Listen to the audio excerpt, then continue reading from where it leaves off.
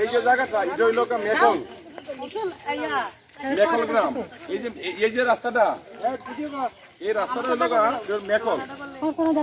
মেকল মধ্যে স্বয়ং মহাপ্রভু এবং গদাধর পণ্ডিত ভিক্ষা নেওয়ার জন্য স্বয়ং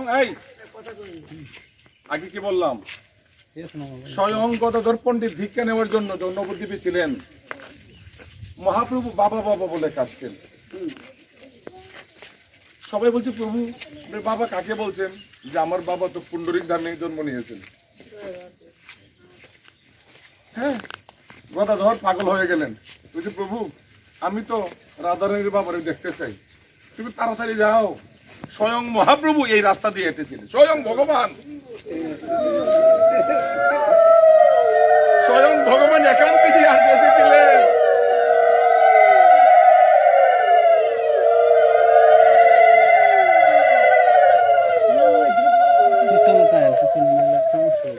এবং এসে এই জগৎ আপনার গদাধর পণ্ডিত এসে এই দিকে হেঁটে হেঁটে হেঁটে ওই ওই সেই লক্ষ্মী জনার্দনে গিয়েছিলেন, হাত মুখ ধুয়ে পরে ধামে ঢুকেছেন। গদাধর পণ্ডিতের সে গুরুদেব, এই গুরুদেবের নাম হলো পুণ্ডরিক বিদ্যানিধি। রাধারানী যে অংশ, গদাধর পণ্ডিতের গুরুদেব হলো পুণ্ডরিক বিদ্যানিধি। এবং সেই বিদ্যানিধি মহোদয় যখন বিদ্যানিধি যখন এই পৃথিবীতে তারা আবির্ভূত হন, রাধারানীর বাবা যখন পৃথিবীতে আবির্ভূত হন, তার কিছুদিন পরে আপন দুই ভাই এখানে জন্ম নিয়েছেন, মুকুন্দ দত্ত এবং বাসুদেব দত্ত। কেন জন্ম নিয়েছেন? ভগবান বলেছে যে বাসুদেব মুকুন্দ, আমার বাবা রাধারানী বলছেন আমার বাবা জন্ম নিয়েছেন ওই পুণ্ডরিক ধামে, আমার বাবাকে সেবা করার জন্য তোমরা দুইজন পার্ষদ হয়ে জন্মগ্রহণ করো।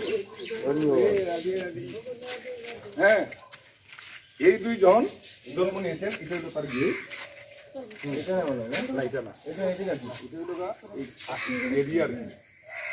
এখানে মানে ওনাদের আত্মীয় স্বজনের সমাধি। হ্যাঁ, তখন তারা এই এটা হলো মেঘল, মনে রাখবেন এটা হলো মেঘল গ্রাম। মেঘল মেঘল মেঘল খ মেঘল, ওই মেঘলে আপন মুকুন্দ দত্ত আর বাসুদেব দত্ত জন্ম নিলেন, সেবা করতেন ওইখানে। এখানে এসে ভজন করতেন আমাদের এখানে। দেখুন এটা হলো ভজনস্থলী, ভজন ভজন মনে রাখবেন।